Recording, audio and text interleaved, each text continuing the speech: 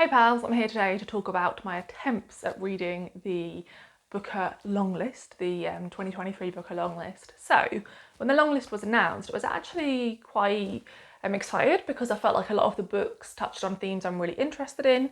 And so, for once, finally, I decided to attempt to read the full Longlist. And I have given up because a couple of reasons.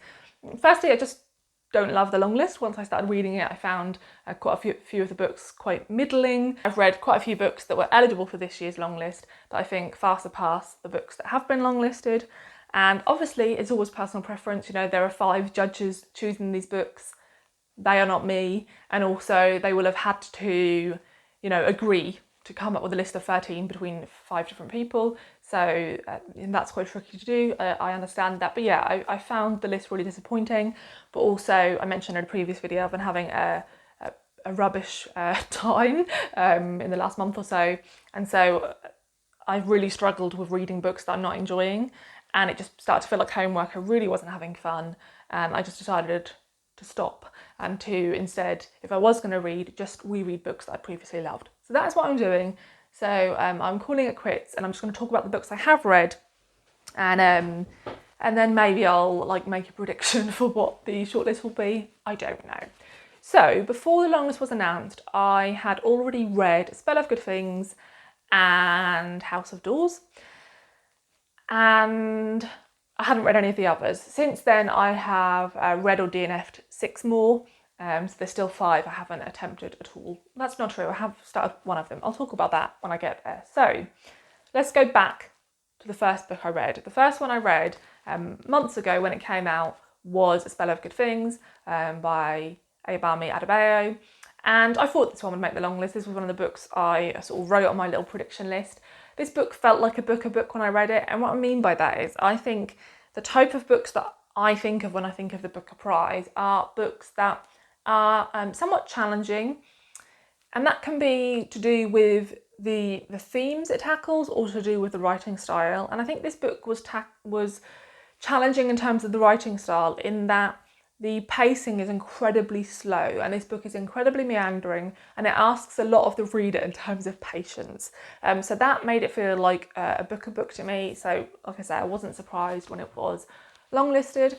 I have mixed feelings about this book because I listened to this one on audio and I always find it quite difficult to know how much of my enjoyment of a book is down to the audio or the book itself. And that isn't always the case. Sometimes I'm just 100% sure that the book itself is amazing. But with this book, I originally borrowed it from the library and then I thought the font was way too small to read and way too densely packed on the page. I don't know why publishers do this. It just makes the book uncomfortable to read. So I immediately returned it and got it on audio. The negative thing I'll say about the audiobook is there are 2 voice actors because there are 2 protagonists. And one of the voice actors spoke much quieter than the other. So I would have to increase the volume when it got to the man's perspective. And then when it went back to the woman's perspective, she'd be shouting at my ear. So I'd have to turn it down again. So that was a bit annoying. Again, don't know how that sort of thing gets past. You know, there must be someone who checks these things. So that was quite irritating. But I do think hearing it on audio added a lot to the plot. It was an audiobook that right until the very end, I didn't feel compelled to listen to. When I'm really loving a book that I'm listening to on audio, I will think maybe I'll do a bit of cleaning so I can listen to an audiobook, or I will listen to the audiobook when I'm making dinner. I'll find any time to listen to it. And that didn't happen with this book. I listened to this over quite a few weeks, and it wasn't until I got to the last 40 pages maybe that I actually just sat down in the garden and listened to the end because I was like, shit, stuff's actually kicking off now. So this is an incredibly slow book. And I do think maybe my enjoyment was increased by the audiobook narrators, even with the volume issues. So yeah, I understand why some people wouldn't love this book. It's dealing with a lot of themes, but like I said, it is incredibly methodical in the way it deals with those themes. It's very slow. You'll meet random side characters who you never meet again, and yet it will tell you their backstory. Do I think this book could have been shaved by at least 50 pages? Yes, certainly. Do I think it would have been a stronger book if it had have been? Yes.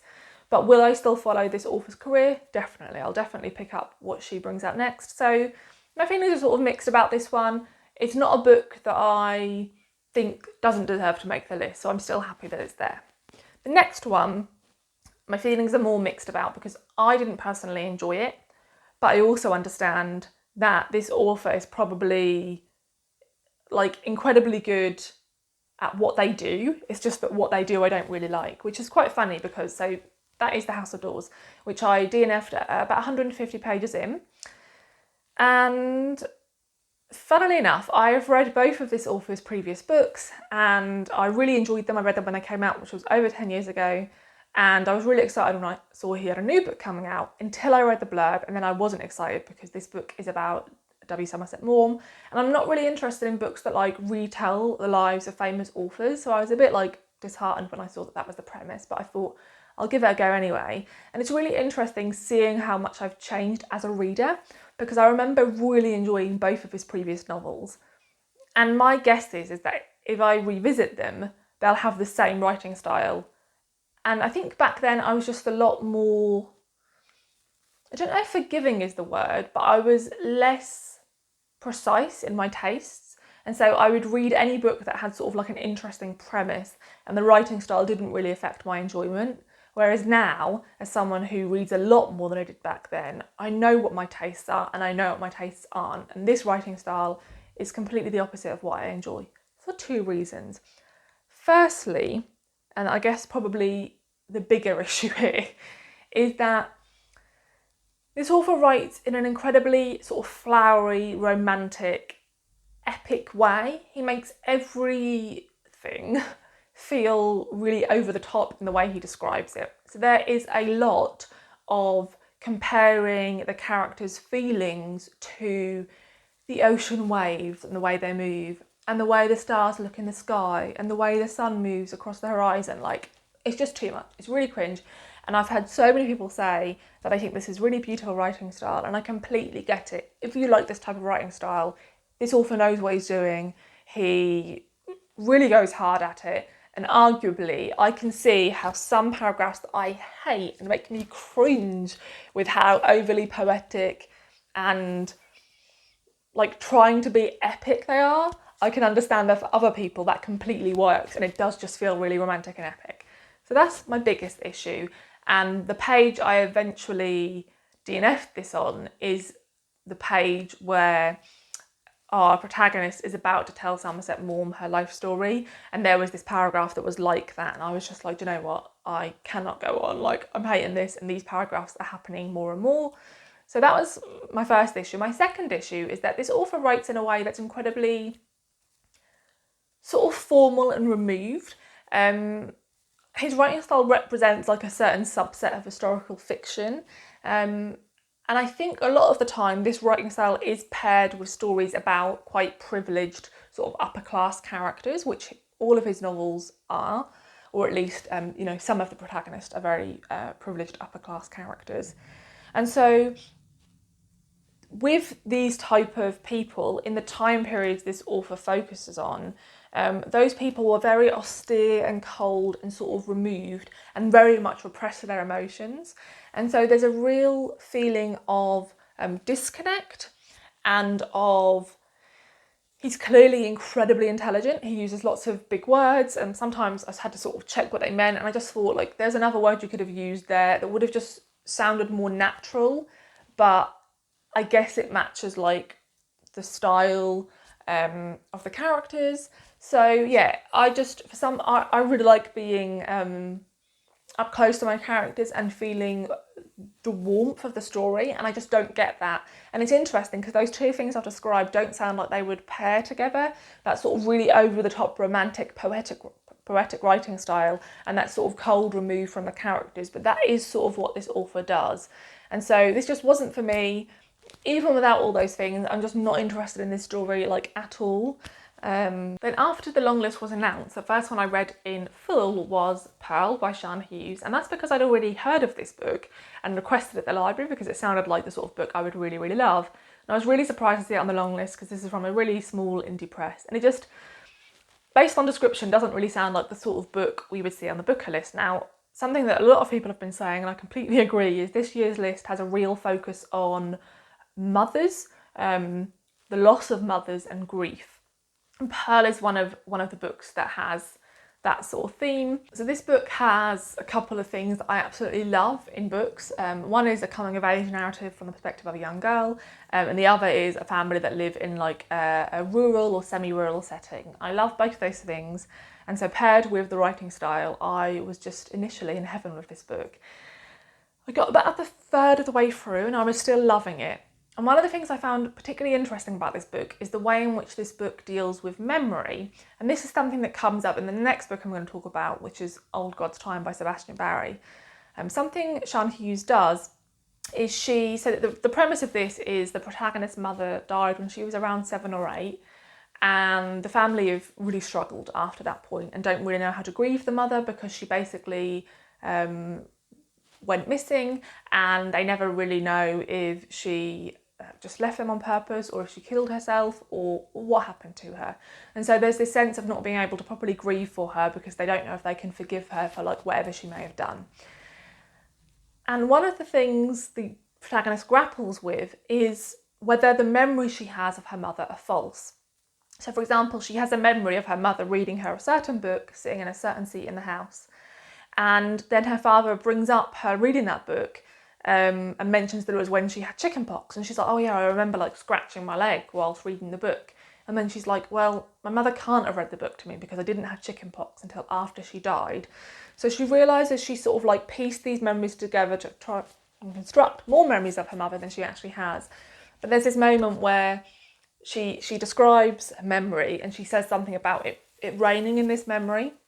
And then she says how she may have misremembered some things, but she says something like, let me have the rain, as in like, just let me have that one bit of the memory, let me keep it.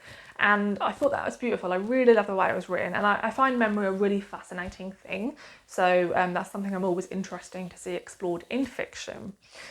So all of this sounds like I'm going to build to the negatives, and that is because I am. Sadly, as soon as this book moved into our protagonist's teenage years, it lost me. This is a very short book. I think it's around 200 pages. We do this child's whole life up until the point when she is herself a mother of a teenager in that space. And I feel like as soon as we got past the point of her being a child, we rushed through all those following years. We rushed through her teenage years. We rushed through her young adulthood. And there was like chapters given to quite big dramatic moments that I felt should have been dealt with across several chapters. And it started to feel like it was ticking the boxes of a lot of sort of eccentric British family dramas that I'd previously read. It felt like we were just moving through the motions of these things we typically see in books like this. They weren't being dealt with in any complex or detailed way. And yeah, it lost me. And so it went from feeling like a 5-star book to a 2-star book at points. So I feel super conflicted about this one. I don't think it should be longlisted because I think that whilst Sian Hughes at points has a beautiful writing style, I think this novel tried to do way too much in the small space it had, and I think it didn't achieve all those things. So yeah, it has some interesting, beautiful things to say about loss and memory, but just too short to deal with everything it was trying to deal with. So the next book, and this is one I listened to on audio, is Old God's Time by Sebastian Barry. Now, I'm going to say that I think listening to this on audio really added to the experience. This is of course an Irish book. The narrator had a beautiful Irish voice. So I think had I read this, maybe I would have enjoyed it a bit less than I did. I thought there were a lot of things to really admire about this novel. So firstly, what I'll say is the plot itself is nothing new. We've heard this plot again and again and again, both in film, TV and books. Retired detective living in some remote cottage has 2 young detectives turn up on his door and say, we need you to help us with an old case you worked on. And he sort of gets pulled back in. We've heard that again and again. Then the story that starts to be revealed, which has a lot of trigger warnings, is to do with the abuse that the Catholic Church has perpetrated and hidden. And this is set in the 90s, so it was a time even more so than now where these sort of things were covered up, basically. And so that's nothing new. We've seen that in the last 5 years be discussed in documentaries and in films and in non-fiction books a lot more as we start to speak more openly about these types of things, okay? But I will say this book has massive trigger warnings for abuse, particularly of children, and some of it is pretty graphic and horrible, so just to say that. So none of that is anything particularly new, and usually what we expect from the Booker Prize books is that they're going to be sort of challenging, but maybe also doing something new with something, right? But what I do think Sebastian Barry does do that is really interesting is he asks us a question about memory and the way in which a body may hold memory and the way in which the mind can construct or dismantle memory in order to deal with emotions such as guilt and grief, which are massive factors in this novel. Now, this novel initially really annoyed me because it starts and the two cops arrive on the door, or the two detectives, and you're thinking, going to find out what this case is, and I want to know. Like, I am someone who sort of doesn't read many detective type stuff, but grew up watching loads of detective TV programs and love following that sort of thing, like love the twists and trying to figure the crime out. And so I don't often read books like that because I tend to find the writing style isn't great.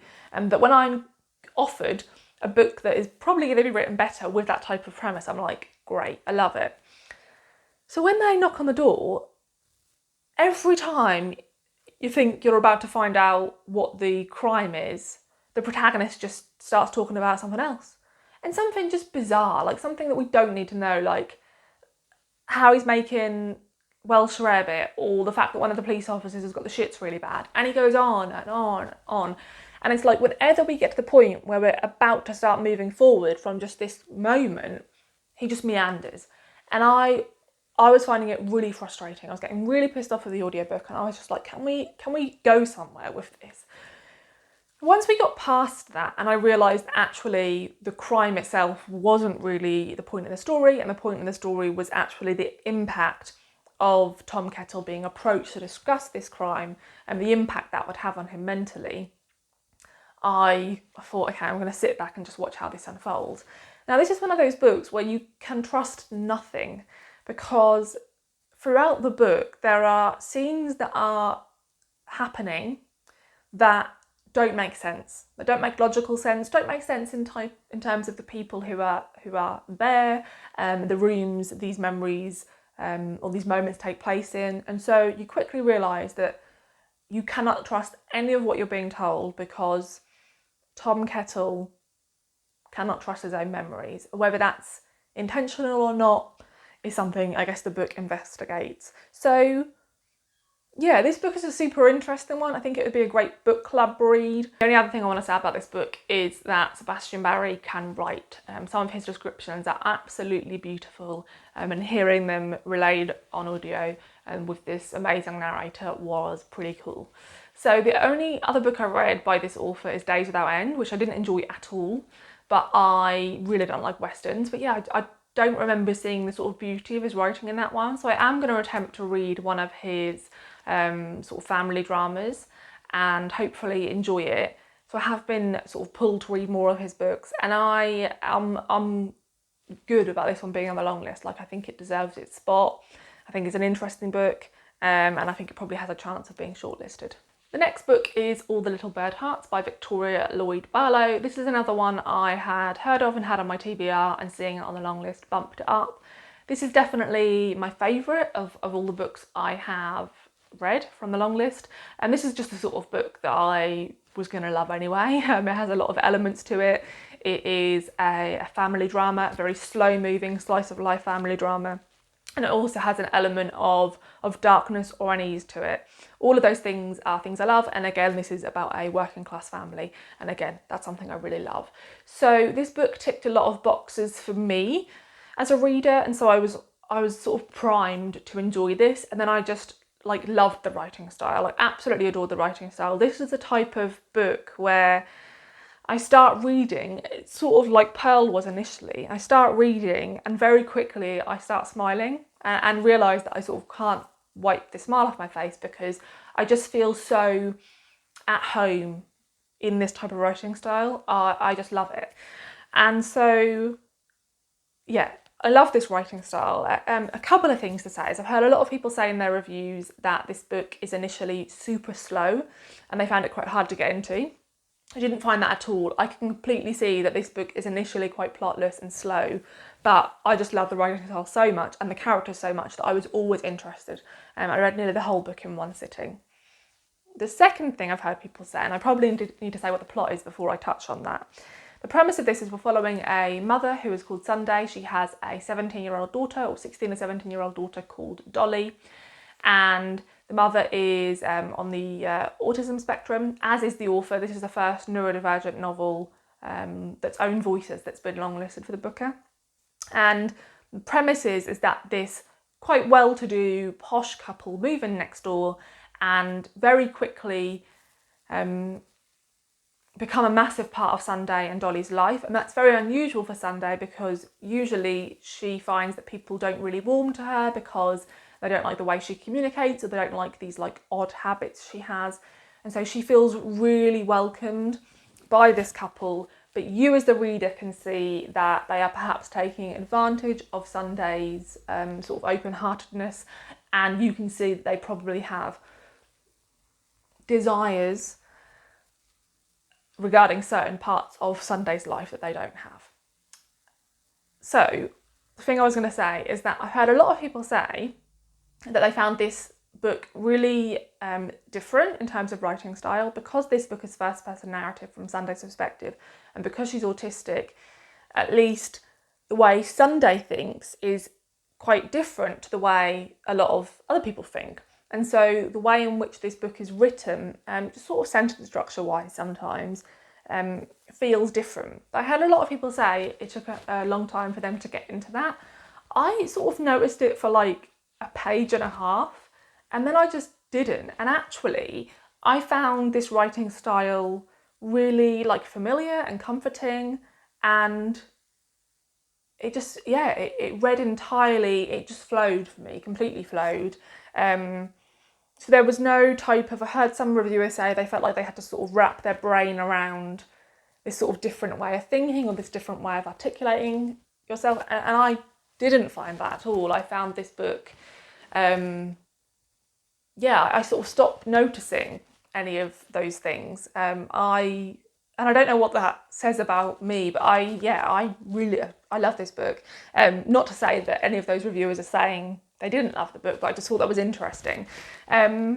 Also, something I love, which is probably a really specific thing to be interested in, but I am fascinated by accents. Now, I cannot do accents. I can't even, like, when somebody asks me to like explain what makes my accent like a Suffolk accent, I do have a Suffolk accent. I am rubbish at even like exaggerating my own accent. Like, that's how bad I am. I can't even do like a better imitation of my own accent.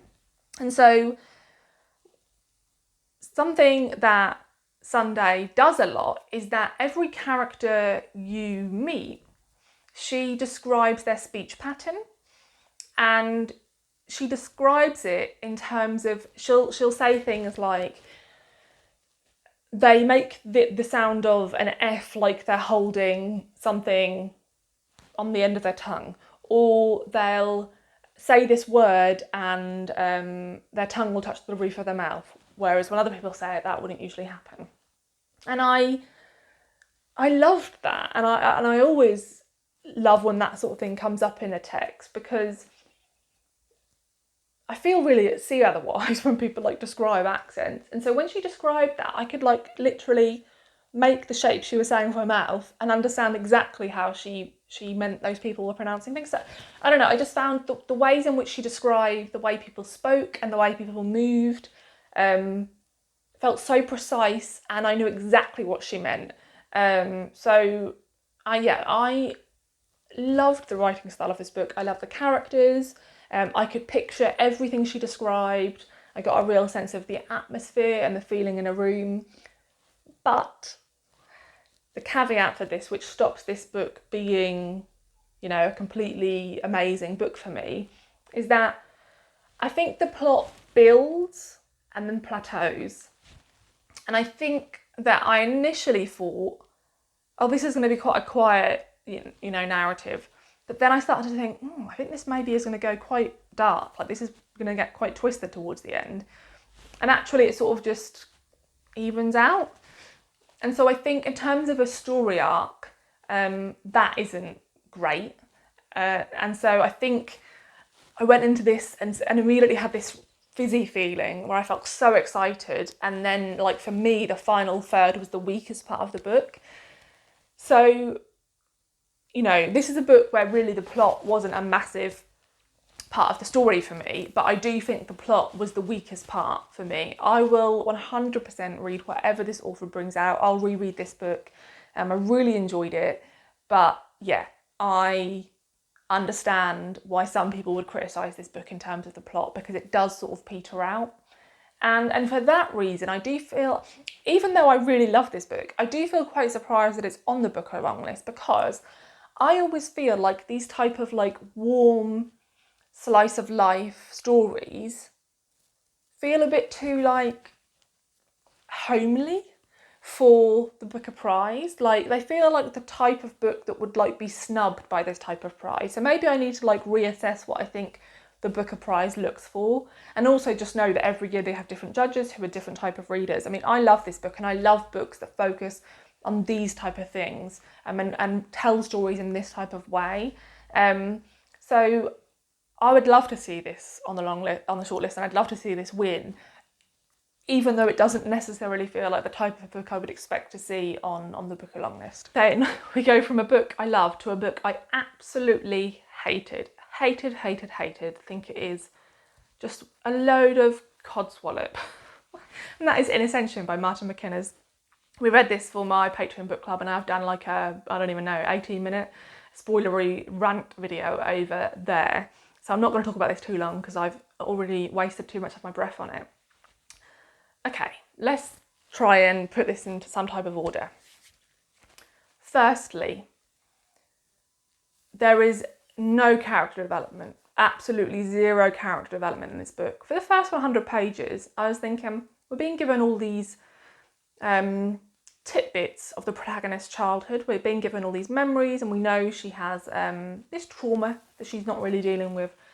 And I was thinking, it doesn't really feel like we're getting to know her as a character, other than just being told about these memories. But maybe we're going to build on that. So I was quite forgiving in the first 100 pages. We don't build on that. That goes nowhere. Like, there is just no character work in this.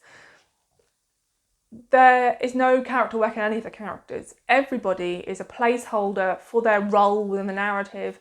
They are flat as fuck. Like, this is like just bad character writing. So there's one thing. When you read a book that's nearly 500 pages and every character is a cardboard cutout, that's quite disappointing. The second thing is that from the blurb, we know where this is going, right? We get told that they find this deep ocean trench that's way deeper than anyone that's ever been found, and something weird goes on, and then we get told that our protagonist Lee starts to work she's a microbiologist, and she is working with cultivating a type of algae that could be used for astronauts when they go into space. And so, like, just from the blurb alone, because we're told that like part of the narrative is space travel, we can guess that our protagonist is going to end up in space, right? Like, I think everybody can tell that from the blurb.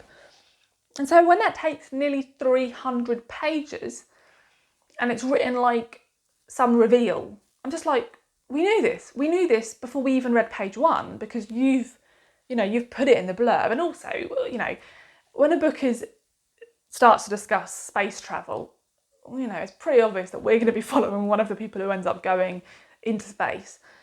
And so to take 300 pages of zero character development, really slow, nothing really happening, just rubbish. So yeah, the plot doesn't really do anything exciting. The best bit of the book is when they're in space. Some of the descriptions of like the psychology of space travel for astronauts was interesting. Would I rather have seen that in a documentary, read it in a non-fiction? Yes, because does this book feel like a documentary or a non-fiction book? Yes. the biggest issue I have with this book is that it is pairing two things. One is that it is incredibly boring. It has no character work, barely any plot other than what you can already guess is going to happen. Like, not much is added to that. And it has no sense of warmth or sort of drama or anything. But yeah, it thinks it's doing something so epic and so inspiring, and it's trying to send this message about like, oh, we're all connected and everybody in the world is part of like this greater whole, and isn't space like so deeply romantic and fascinating. And I cannot stand the pairing of this super boring book on a character level, on a plot level, on a sentence by sentence level, with this book that thinks it's doing something really revelatory and epic. It just isn't. And then, I'm not going to spoil anything, but the ending was just lame. Like, it's lame. And I know, again, like, so many readers clearly think this ending is like, oh my god, like, isn't that epic? But like, I don't know, I feel like a lot of the buzz this book is getting is probably from people quite like me who are literary fiction readers who haven't read a lot of science fiction, and so you just sort of think a lot of this is just like super interesting and wild and crazy and out there. And actually, like, science fiction has been doing like way more interesting things than this for like the last 50 years even, and more. So yeah, I mean, I haven't read much sci-fi, but even as someone who's read like a couple of sci-fi books, I can tell that this isn't anything, you know, that exciting.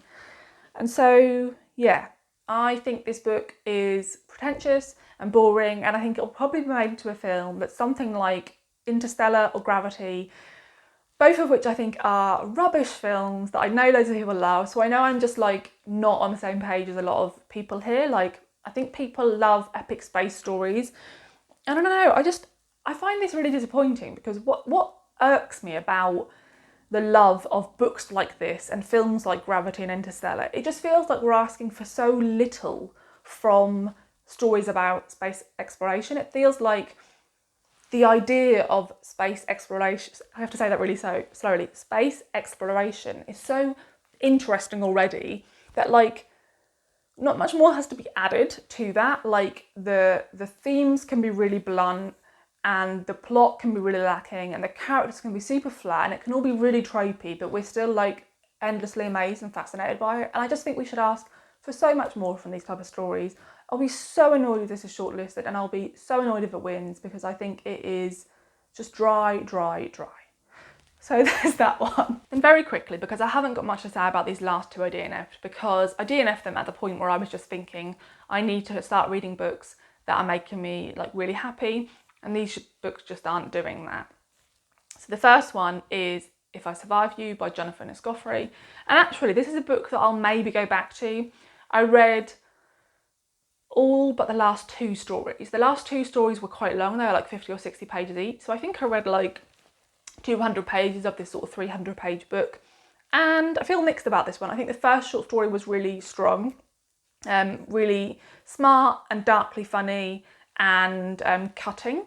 And then I think the others sort of in between were fairly forgettable.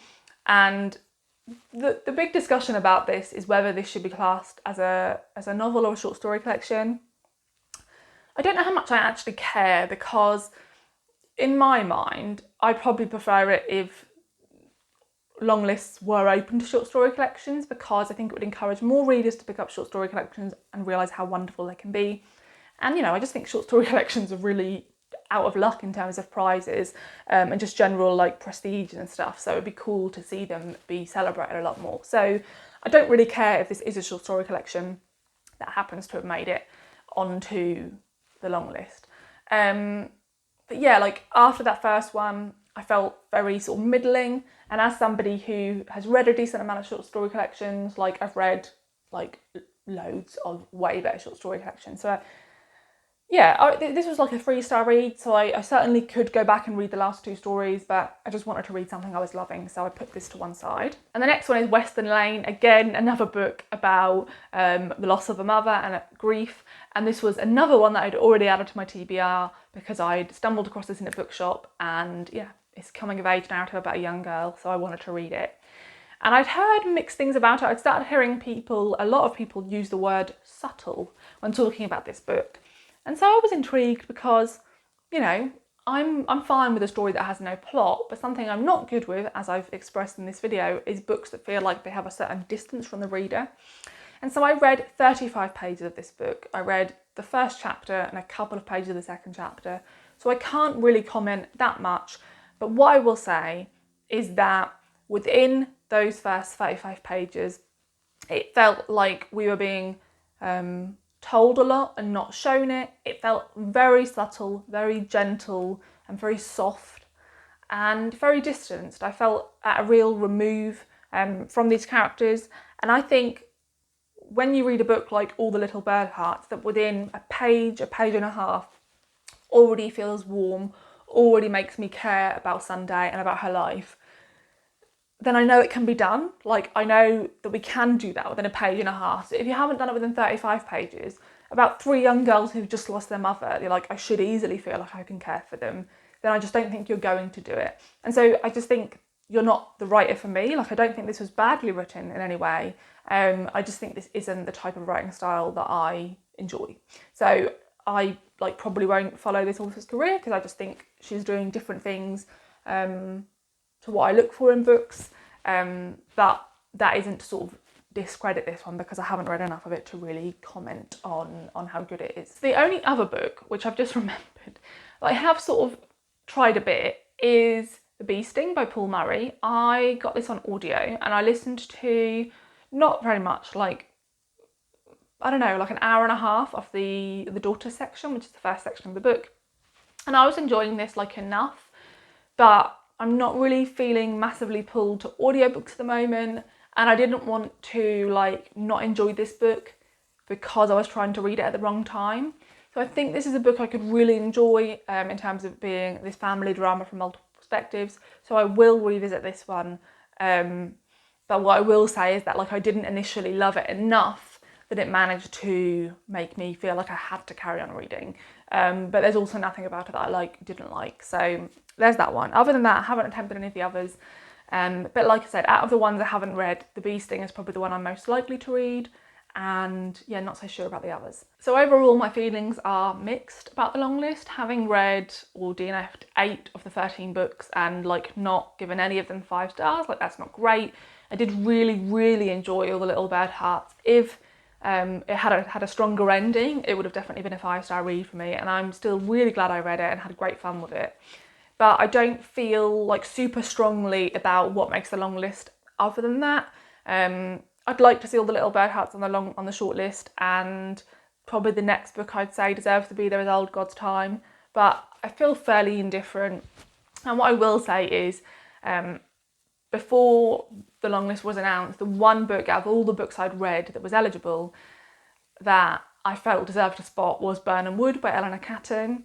When it wasn't long listed, I was annoyed, but I thought, you know what?